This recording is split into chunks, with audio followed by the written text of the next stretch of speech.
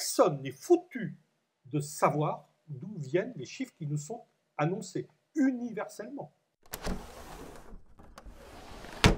Est-ce que vous avez une idée du poids d'eau qu'on peut trouver dans un mur en pierre ou dans un mur en terre? Et aujourd'hui, qu'est-ce qu'on fait? On dit, ah ben non, il faut étanchéifier les murs. Donc on les empêche de travailler, donc on les empêche de nous rafraîchir. Il va falloir que vous mettiez toute votre ingéniosité au service du low-tech.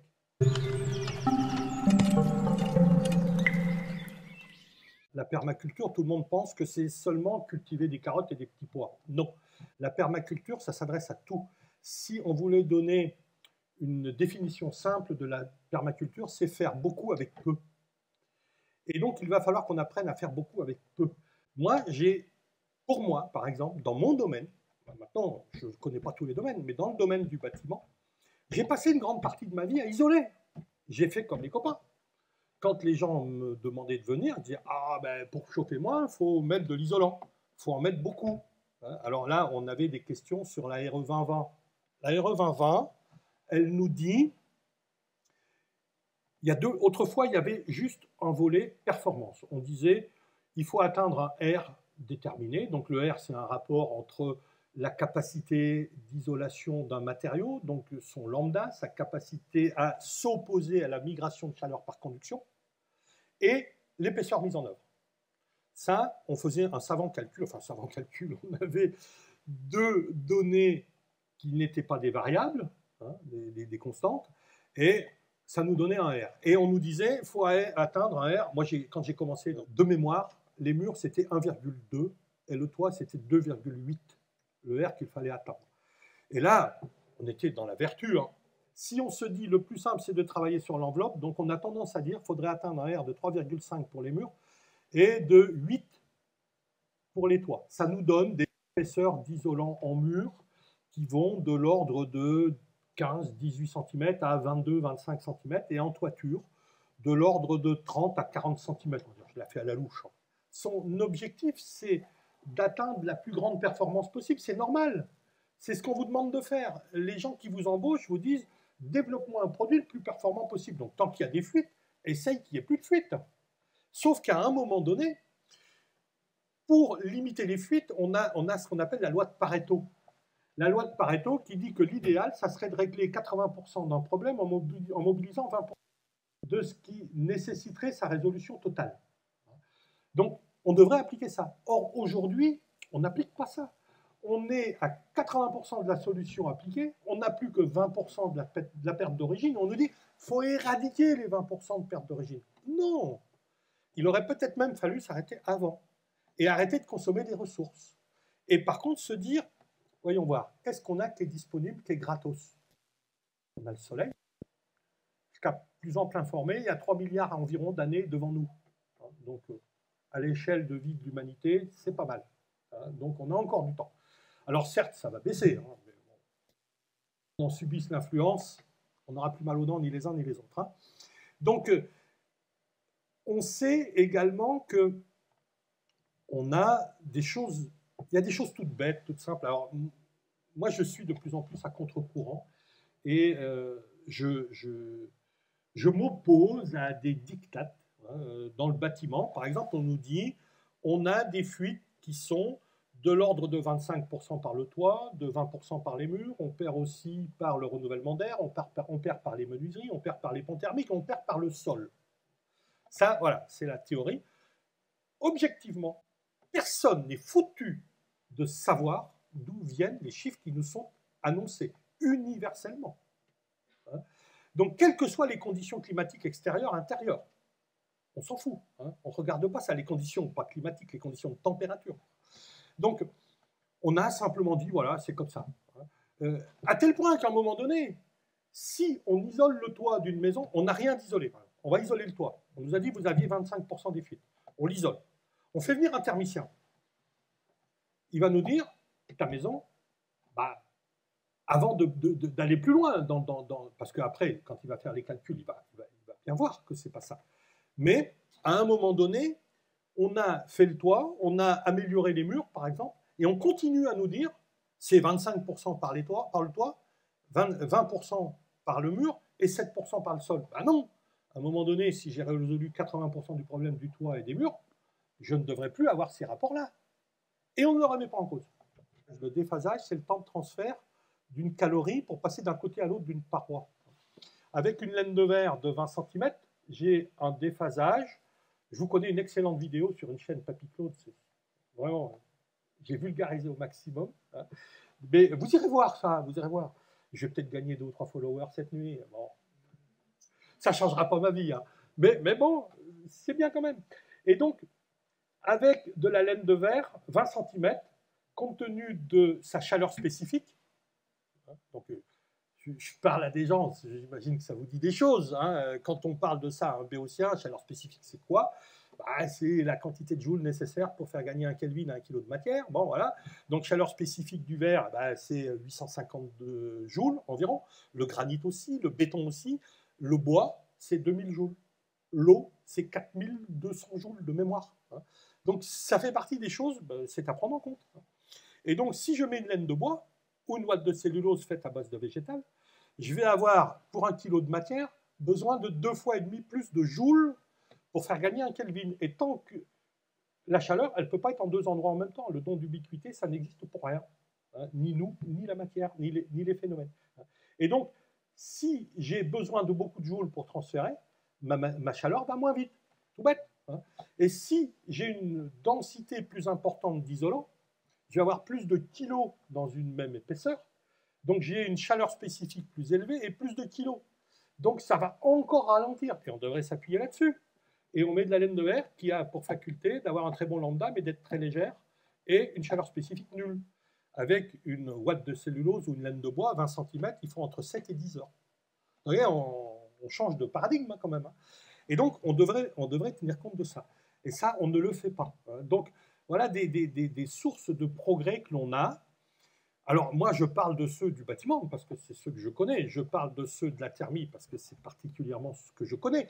Mais pour revenir à la canicule d'été, donc déjà, je devrais mettre des isolants correspondant au meilleur possible. À savoir que, en plus de ça, pour produire de la ouate de cellulose ou de la laine de bois, c'est moins de ressources consommées au niveau de l'énergie pour les produire, c'est moins de gaz à effet de serre émis au niveau de la fabrication.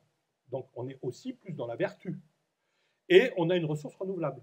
Et le bois, eh bien, aussi longtemps qu'il reste du bois, c'est quand même aujourd'hui le piège à carbone le plus sûr qu'on ait jamais inventé. Hein. Donc tant que mon isolant il reste de la ouate de cellulose, de la laine de bois, c'est du CO2 qui aura été piégé. Hein. Donc je suis dans la vertu. Et donc revenons quand même à notre canicule l'été et notre sol. Je n'ai pas perdu de vue mon sol.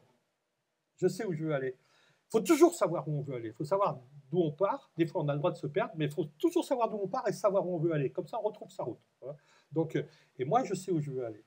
Et donc, l'été, quand j'ai 35 degrés tout autour, que par contact avec de l'air, mes murs montent aussi en température, à l'intérieur, je vais avoir de l'air qui va monter à 30 degrés, voire plus.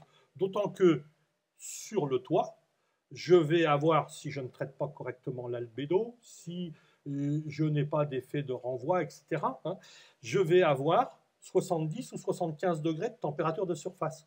Donc par conduction, ça passe. Et à l'intérieur, j'arrive à avoir 32, 33 degrés. Sauf que je ne peux plus espérer une évacuation, le froid attire le chaud. Bah, j'ai à peu près la même température dehors et dedans, au niveau de l'air ambiant. Il ne se passe plus rien. Quelle est la seule paroi qui n'aurait pas été impactée? C'est le sol. Sauf que si on l'a isolé, bah, ça ne marche plus. Alors que si on le laisse faire, ça va marcher. Hein. Donc ça, c'est une piste, par exemple. On utilise moins, et du coup, au lieu d'isoler le sol, on ne l'isole pas, et en plus, on va moins consommer l'été pour climatiser. Et tu parlais de l'uranium, bah, une centrale nucléaire, par exemple, ça a besoin d'être refroidi. Et actuellement, on entend dire qu'on va avoir plus de centrales nucléaires, etc. Alors, bon, moi j'ai mon idée sur le nucléaire, hein, mais bon, on n'est pas là pour connaître mon idée. On est là pour savoir ce qui va se passer. Donc, on veut conserver les vieilles centrales, avec les risques inhérents, mais bon, on nous dit on va faire un grand carénage, on va faire tout ce qu'il faut, etc. On va y arriver. Donc, pourquoi pas, moi je veux bien qu'on y arrive. Hein. Et donc, par contre, on sait que une centrale électrique, c'est de l'eau qu'on fait bouillir, on produit de la vapeur entraîne une turbine, la turbine entraîne une génératrice et ça fait de l'électricité. Que ce soit avec du charbon, du gaz, du fioul ou du nucléaire, ça ne change pas. Et donc, on monte à très haute température et on ne peut pas rejeter dans le fleuve où on a puisé de l'eau à cette même température-là. Ça n'est pas possible. Et donc, on se doit de refroidir. Et donc, pour refroidir, on puise de l'eau dans la rivière au-dessus. Sauf que, on a vu tout à l'heure le Doubs, il a séché en 2017. La Garonne, on nous annonce que 2040-2050, si elle ne tarit pas, de toute façon, ça sera un petit filet d'eau. La centrale du Blayais sur la Garonne, l'été, je me demande comment on va refroidir. S'il n'y a plus d'eau dans la Garonne, c'est mort. Donc, c'est quand même des choses à prendre en considération. Et si on garde les centrales nucléaires déjà existantes, on ne pourra pas en poser de nouvelles sur le même site. Et quand on voit qu'aujourd'hui, pour dresser une éolienne, c'est la croix et la bannière parce qu'on a un vent debout des populations qui disent c'est pas beau, ça fait du bruit, c'est pas tant, c'est enfin. Moi, j'habite une petite commune de l'Allier. Il y avait, avec la commune voisine, un projet de 4 centrales, une petite ferme éolienne, pas de 4 centrales, de 4 éoliennes. Ah ben si vous voulez qu'une moitié d'une commune se fâche avec la moitié de l'autre moitié, on a 180 habitants. Ben alors, c'est la guerre, quoi. Il y a les pros et les antis.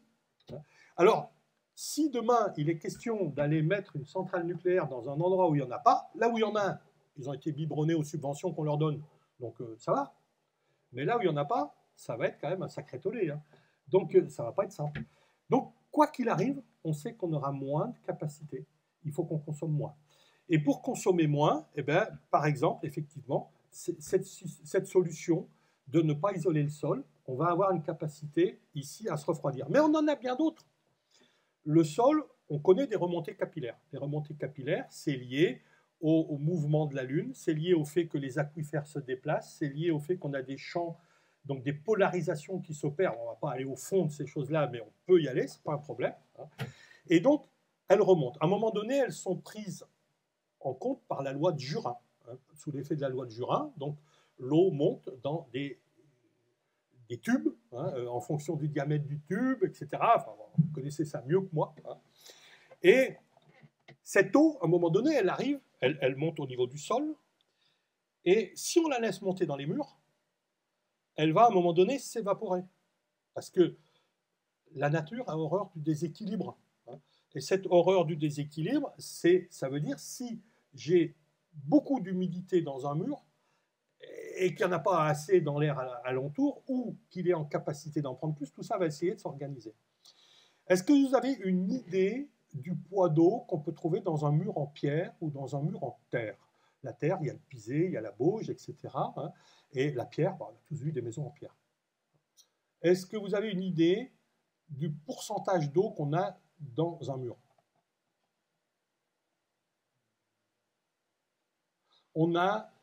On peut monter jusqu'à 10% du poids du mur en eau. Quand on sait que le poids, la densité moyenne d'un pisé, par exemple, c'est 2000-2200 kg au mètre cube. On va arrondir, on va dire on a 1000 kg au mètre cube. Si vous avez 10% d'eau là-dedans, on va avoir 1 tonne par mètre carré, parce que le pisé, il fait environ 50 d'épais, les murs en pierre aussi. 50 cm d'épais, un demi-mètre cube, c'est 1 mètre carré.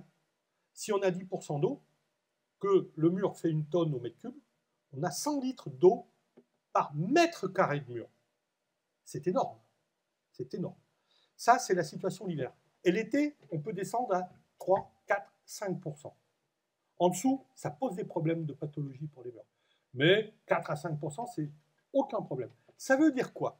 Ça veut dire qu'entre l'hiver et l'été, on a 50 à 60 litres d'eau qui se sont évaporés depuis les murs.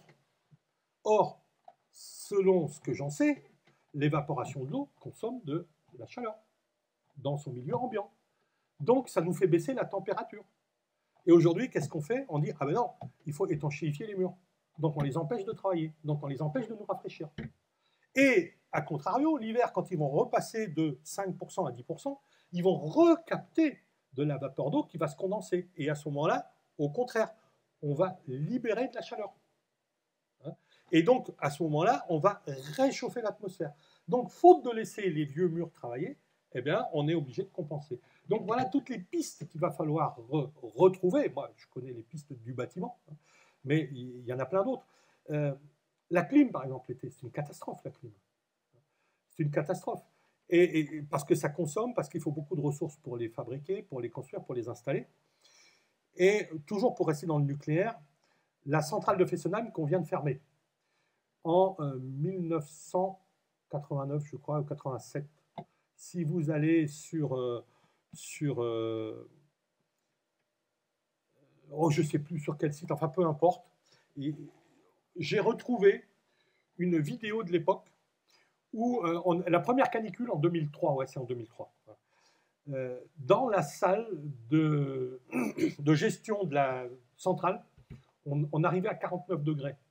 Et au-delà de 50 degrés, les vieux équipements informatiques, on ne maîtrise pas s'ils fonctionnent bien ou pas. Il fallait empêcher que la chaleur ne continue à monter ou arrêter la centrale nucléaire.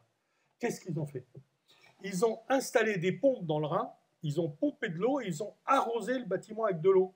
Donc ils se sont servis de l'enthalpie de l'eau. Pourquoi, au lieu de climatiser les murs, ne dit-on pas aux gens collectez de l'eau, stockez-la dans un réservoir, 3000, 4000, 5000 litres d'eau, et quand vous avez une période de canicule, vers 17h, avant d'aller vous coucher le soir, si votre chambre est dans les combles, eh bien, vous mettez des petites rampes d'arrosage, vous laissez couler un peu d'eau sur votre toit. Cette eau va s'évaporer, vous allez faire baisser la température du toit, vous allez revenir dans le confort. Ça coûte quoi? Ça coûte une pompe. Si on a de la canicule, c'est qu'on a beaucoup de soleil. Si on a un peu de photovoltaïque, la pompe, ça ne consomme pas énormément, c'est amplement suffisant. Donc, et on a des solutions. Mais il va falloir que vous mettiez toute votre ingéniosité au service du low-tech.